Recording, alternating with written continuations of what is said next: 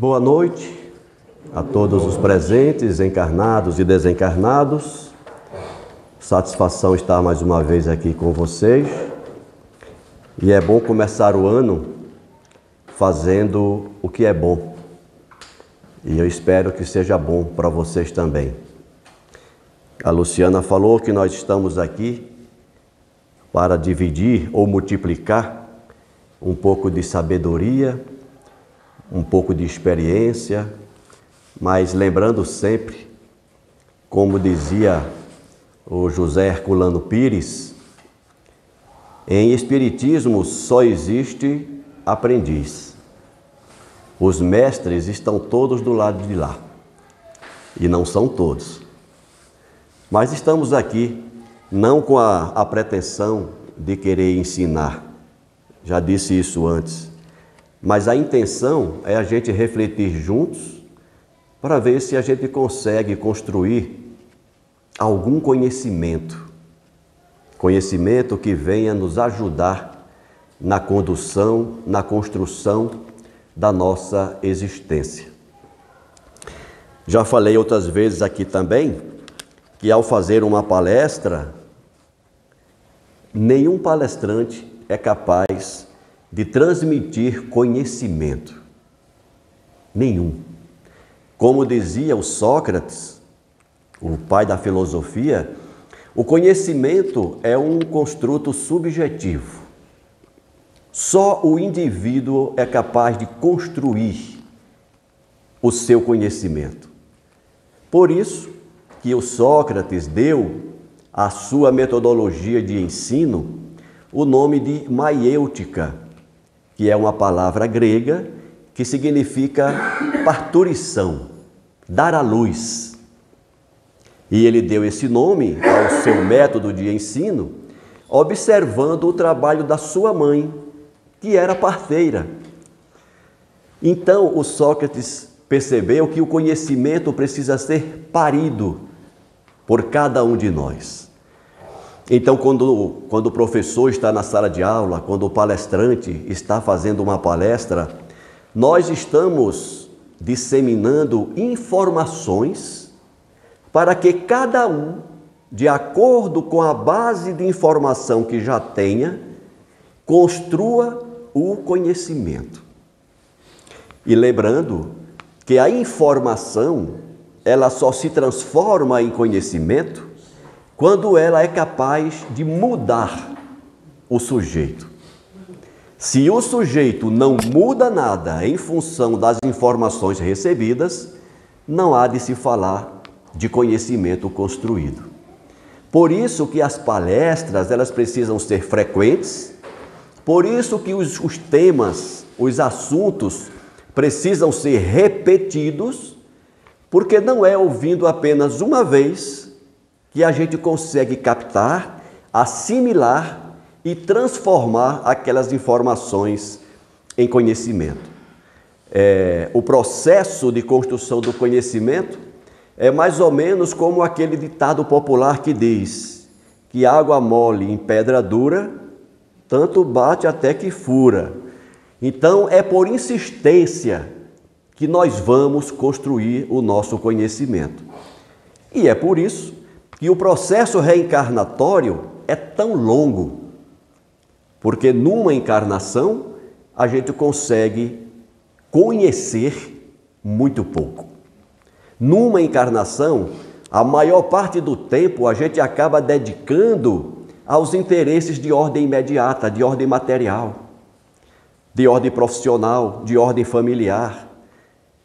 E acabamos dando pouco tempo, dedicando pouco tempo ao processo de aquisição do conhecimento e de evolução espiritual. Mas, como vocês já sabem disso tudo, nós vamos abordar um tema hoje que foi sugerido para a nossa conversa de hoje, e nós acabamos atribuindo o tema Confia e Segue.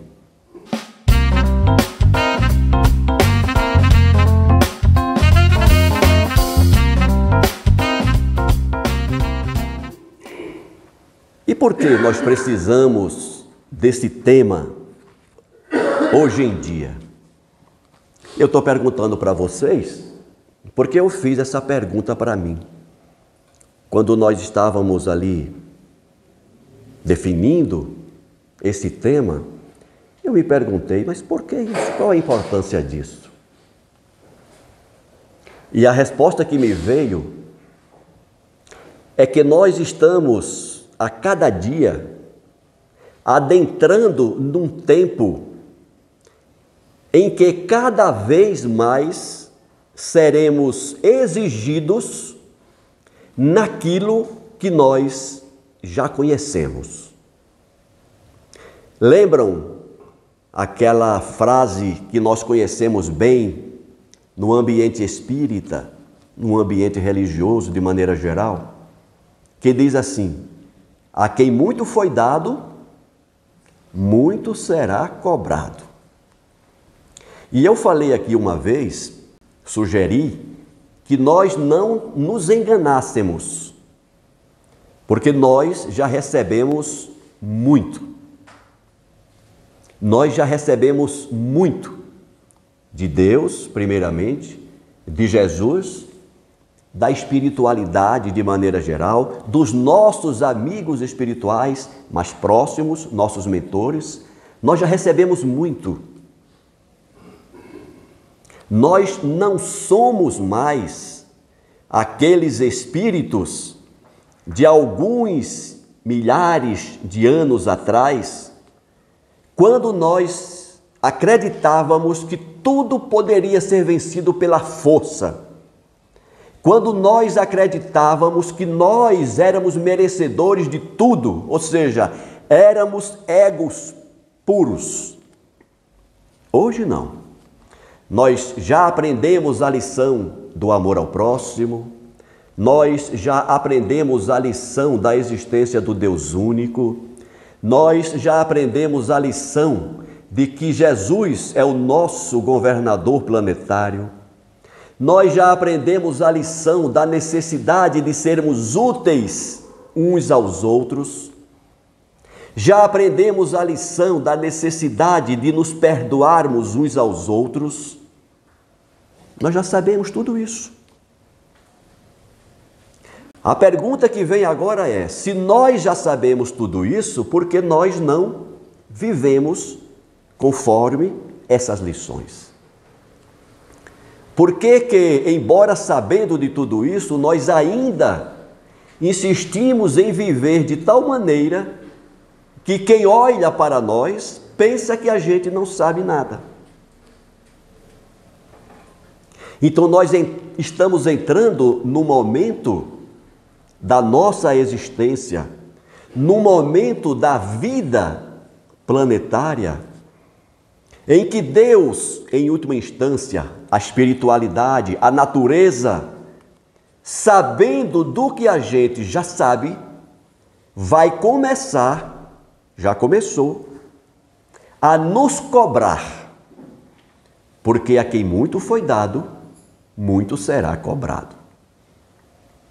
Então, o tema de hoje, a nossa fala de hoje, vem nesse sentido, de fazer a gente despertar para essa nossa realidade, de pararmos, de nos considerarmos os coitadinhos da vida, os injustiçados da vida, os pobres sofredores da vida. Não. Nós somos espíritos imortais, portadores já de algum conhecimento, conhecimento capaz de nos fazer caminhar de forma melhor do que aquela que nós estamos caminhando hoje em dia. Daí a mensagem de hoje: confia e segue. Confia em Deus, confia na espiritualidade, mas confia em você. Confia em você, confia que você é capaz. Confia que você é capaz de vencer os obstáculos. Não desista só em ver a cara do problema. Nossa, como esse problema é feio. Não quero nem passar perto dele. É seu. Não desista.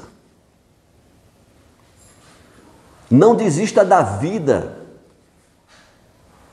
Não desista daqueles que a natureza colocou ao seu lado, mesmo que sejam considerados problemáticos, difíceis.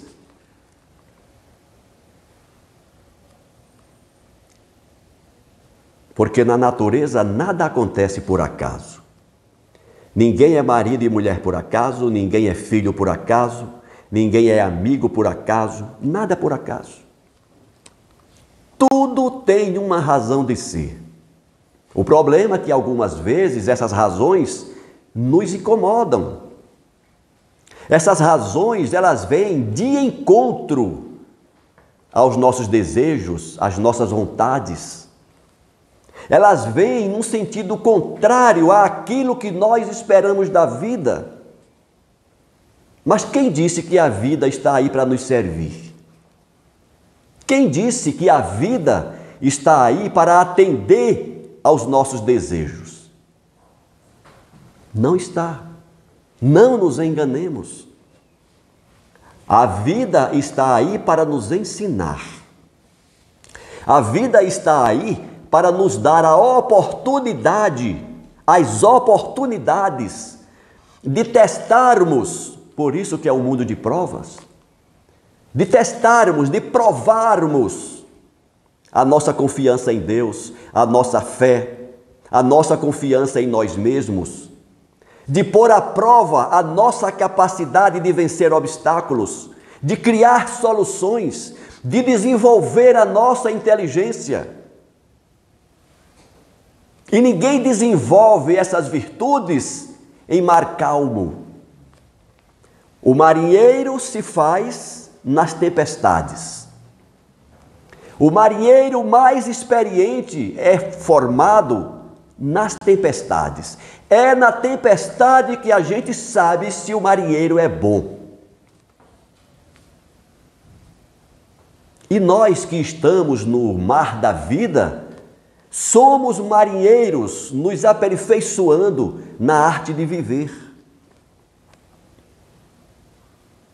Daqui a pouco, nós estaremos de volta à grande casa do Pai.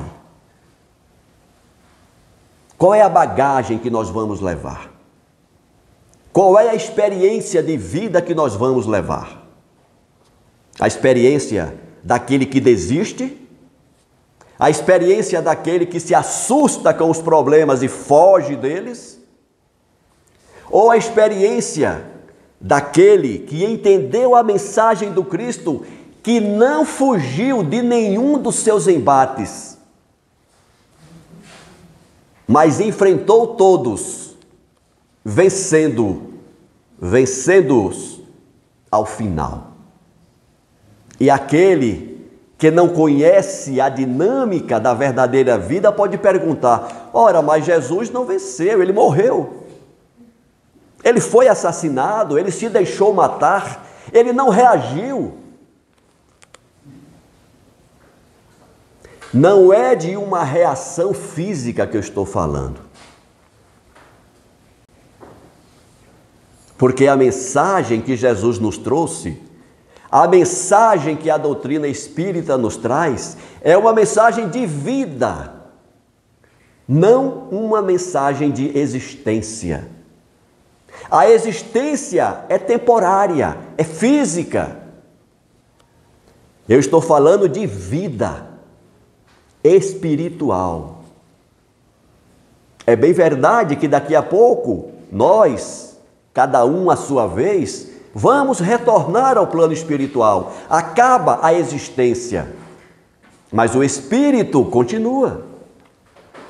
Continua a sua caminhada rumo ao seu aperfeiçoamento.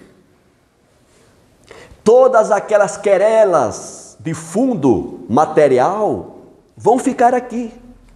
Aquela briga com o vizinho, aquela luta por um salário maior, aquela luta por um carro mais novo, aquela luta por uma casa maior, aquela luta pela viagem dos sonhos, tudo isso vai ficar aqui. Mas as virtudes espirituais adquiridas durante o processo, essas vão permanecer conosco. E é disso que eu estou falando. Porque todos os obstáculos da vida têm este objetivo. O objetivo de fortalecer o espírito. O objetivo de nos transformar em espíritos cada vez mais sábios. E a sabedoria só é adquirida mediante a experiência. Por isso que eu falei no início que nenhuma palestra é capaz de transmitir conhecimento. O conhecimento, ele é adquirido na prática. Desde a prática reflexiva, quando nós reflexionamos sobre tudo que ouvimos, que vimos, que fazemos, e a experiência prática da vida. Aquela experiência que nos faz engolir o nosso orgulho, porque diante de uma situação que eu me achava merecedor, a vida vem e tira aquilo da gente. E muitas vezes o que é que a gente faz? Chora, se lamenta, reclama, se julga um injustiçado. Quando essa lição talvez esteja querendo nos ensinar a humildade. Talvez esteja querendo nos ensinar a persistência para continuarmos buscando aquilo com honestidade, com trabalho honesto. Então, quando nós pensamos nesse tema, confia e segue, apesar dos obstáculos, apesar do medo que muitas vezes pode surgir entre nós. É natural. Como espíritos ainda frágeis, é natural que nós tenhamos medo diante de alguns obstáculos, é natural. O medo de perder o emprego, o medo de uma doença, o medo de um desencarne, o medo de se perder uma pessoa querida, isso faz parte da nossa vida. Mas é aquele medo que nos leva a pensar sobre aquilo, e não aquele medo que nos trava, não aquele medo que nos impede de continuar caminhando. É natural ter medo. Diante dos acontecimentos que estão surgindo aí no mundo, no nosso planeta, ameaças de guerras, ameaça de novas pandemias, a violência que está graçando em todas as sociedades, tudo isso nos assusta, mas não deve jamais nos impedir de continuar vivendo, de continuar trabalhando, de continuar fazendo aquilo que nos propomos a fazer nessa existência.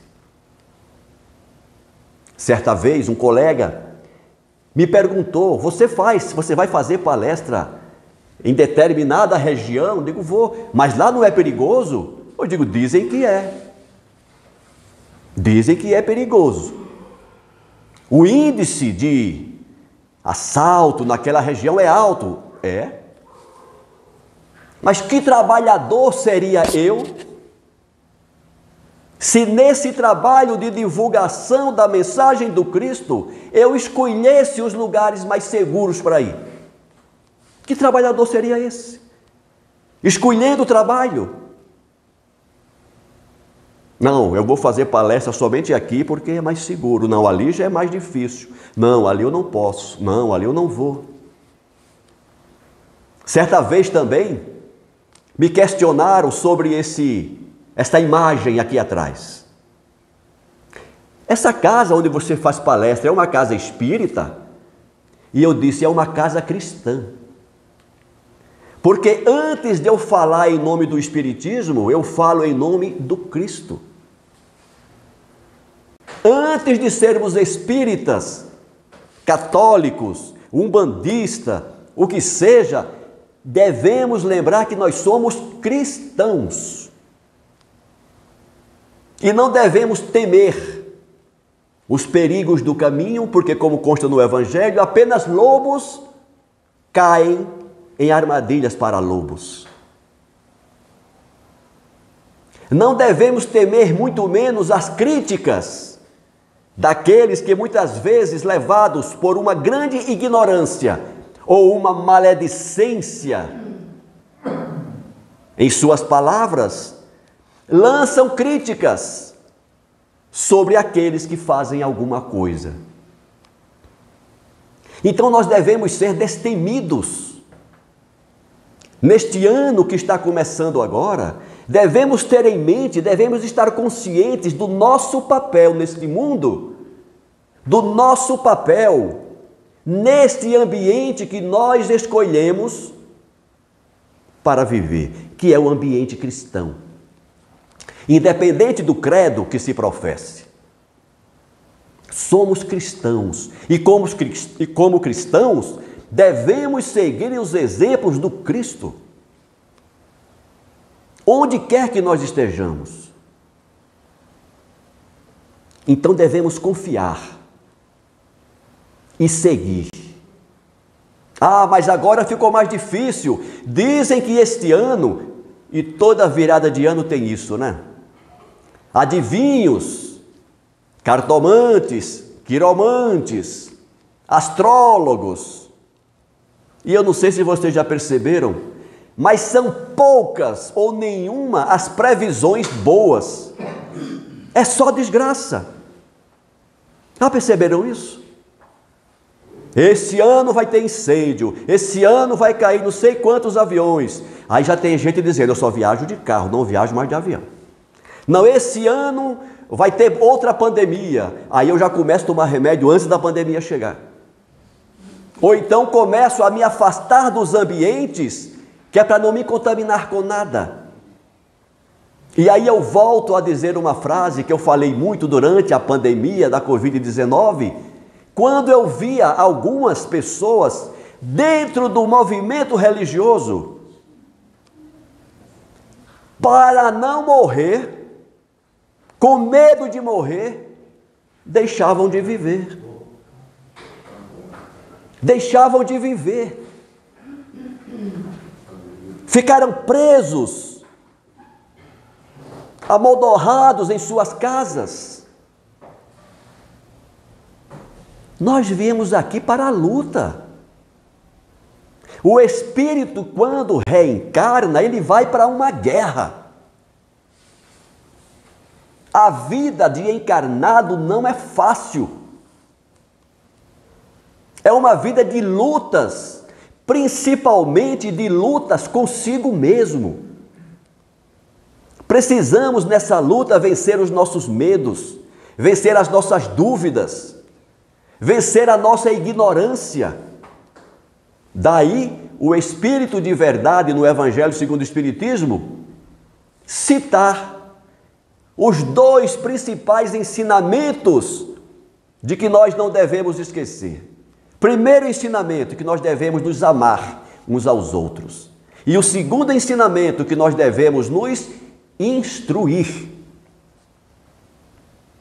E o Espírito de verdade, ele não estava sendo original nesta frase. Porque há muito tempo antes, João, o evangelista, já tinha dito que nós precisamos conhecer. Olha o conhecimento de novo em voga. Precisamos conhecer a verdade para que nós nos libertemos. Nós já tivemos acesso a essa verdade, que é a verdade do Cristo, e não nos libertamos ainda. Continuamos presos aos nossos medos, às nossas descrenças, a nossa falta de fé, a nossa falta de confiança. Continuamos presos, nós não nos libertamos ainda. Continuamos presos à ideia de que nós somos e seremos eternos pedintes. Estamos sempre prontos a pedir. Eu sei que nós ainda vamos precisar pedir a Deus, à espiritualidade, aos nossos mentores, por muito tempo. Mas além de pedir, nós já podemos oferecer alguma coisa. Mas para isso nós precisamos perder o medo. Perder o medo e sair da nossa toca. Ou, numa linguagem mais conhecida, sair da nossa zona de conforto e ir para a luta. Quer seja numa casa espírita, quer seja numa casa religiosa qualquer, quer seja numa instituição não religiosa, mas que trabalhe em função do bem, em função do amor ao próximo. Porque Deus, Jesus, Ele não está interessado apenas nos religiosos. Eu acho até que os religiosos são em menor número. Ele está interessado no ser humano que faz o bem, onde quer que seja. Então devemos sair da nossa zona de conforto. E o momento é bem apropriado para isso. Estamos começando o ano. Esta é a segunda quarta-feira do ano, a primeira quarta-feira útil. Não é o momento apropriado para a gente começar a pensar sobre isso?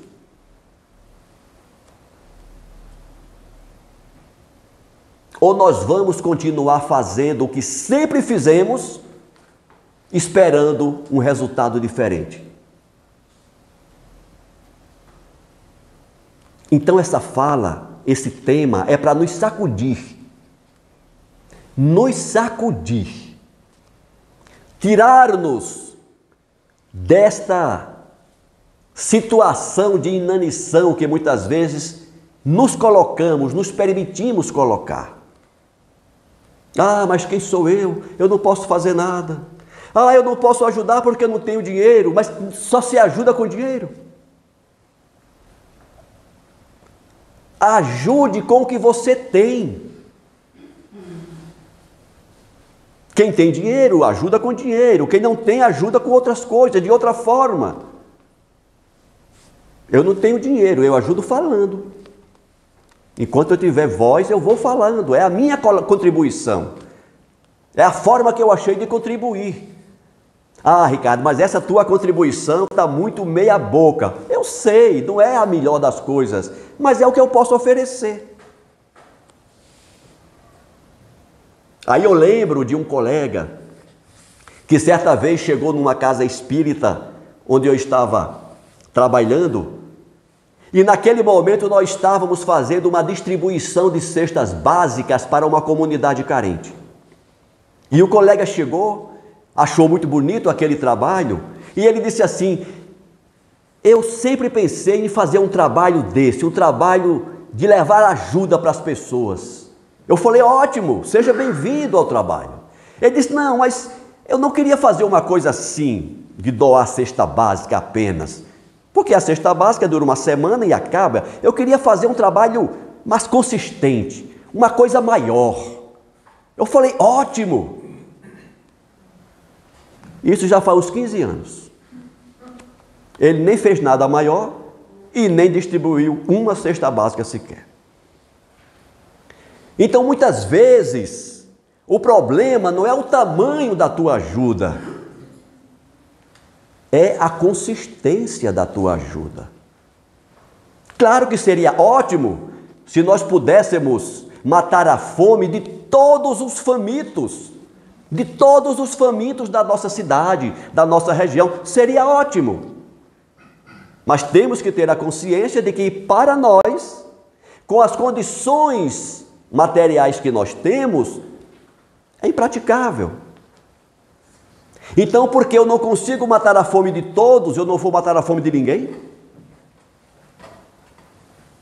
Se nós conseguirmos matar a fome de um, já terá valido a pena.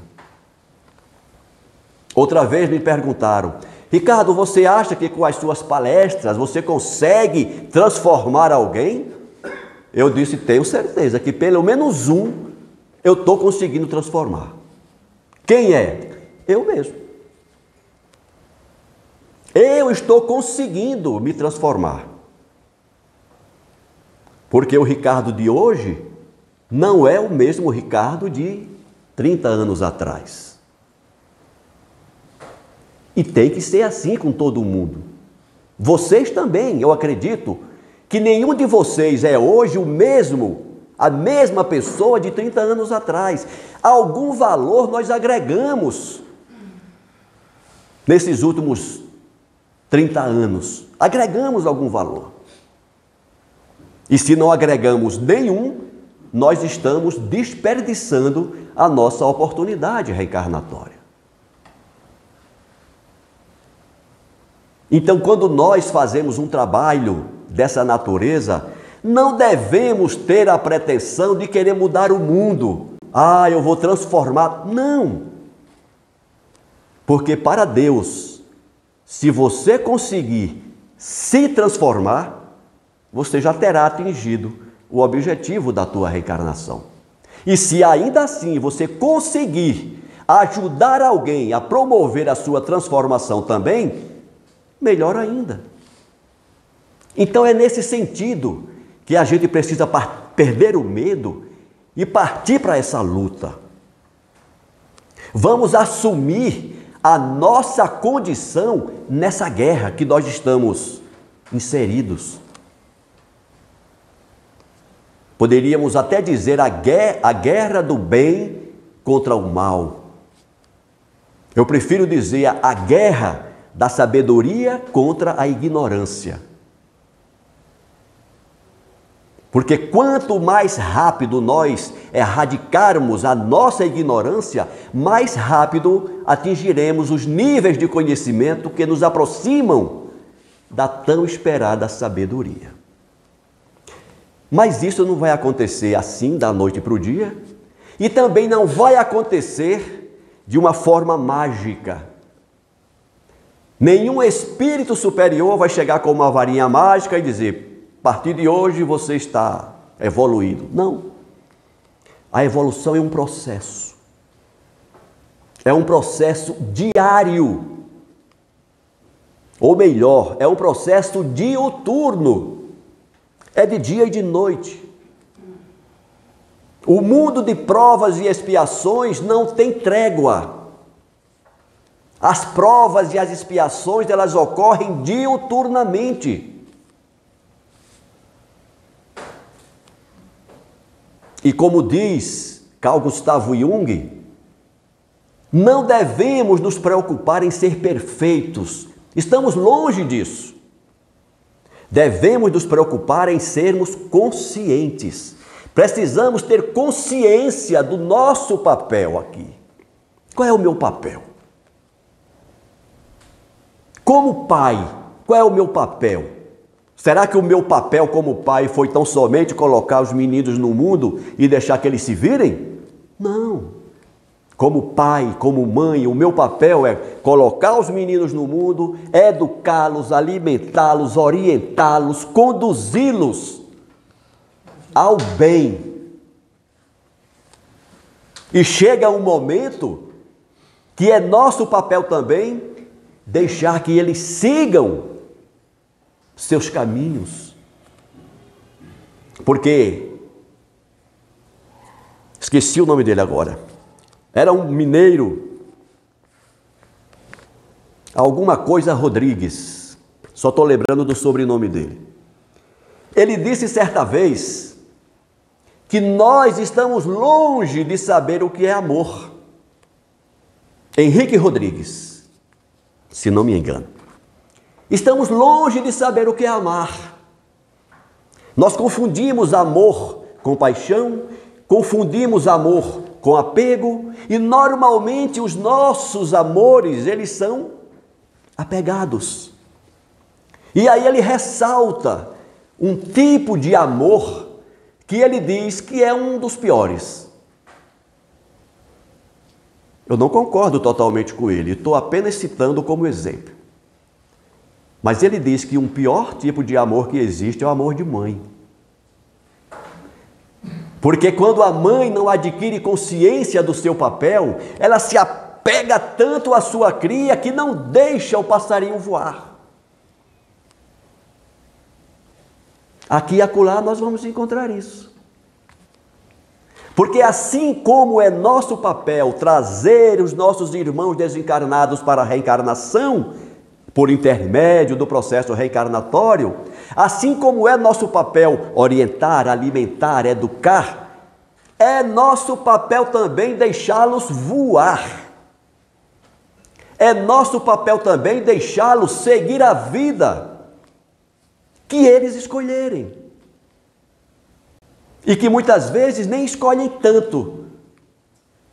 Mas a vida tem os seus métodos de nos conduzir para determinados caminhos. E aí muitas vezes o pai, a mãe, o irmão sofre com aquilo, sofre e se considera um sofredor. E inconscientemente coloca a culpa em Deus. Eu ouvia muito uma frase lá no meu Nordeste que eu nunca concordei. Você chegava na casa de uma pessoa qualquer, numa situação ali crítica, e pergunta: e aí, meu amigo, como é que está a vida? E a resposta mais comum: está como Deus quer. Não é isso? Está como Deus quer. Eu dizia: não está como Deus quer, não. Deus não quer ver nenhum dos seus filhos numa situação de penúria. Deus nos quer ver saudáveis, felizes. Mas Deus quer que essas condições sejam construídas por nós. Porque Deus quer, acima de tudo, nos ver crescidos. Então Deus espera que a gente desperte para essa nossa necessidade de buscar as nossas benesses, de não ficar esperando que caia do céu o tempo todo. Ah, está como Deus quer. Não. Está como você se permite estar. Está como consequência daquilo que você semeou. Deus apenas permitiu que você chegasse a essa situação, talvez para que você possa refletir, reconsiderar a tua forma de viver essa vida. Por isso que Deus permite, mas não é como Deus quer. Então esta é a mensagem que eu pensei em trazer para vocês.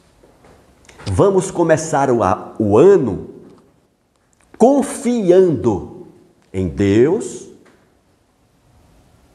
mas nem precisa essa preocupação de confiar em Deus, porque Ele está conosco o tempo todo, independente da nossa confiança. Independente, Deus está sempre conosco. Mas nós precisamos confiar em nós. Se eu não me considerar capaz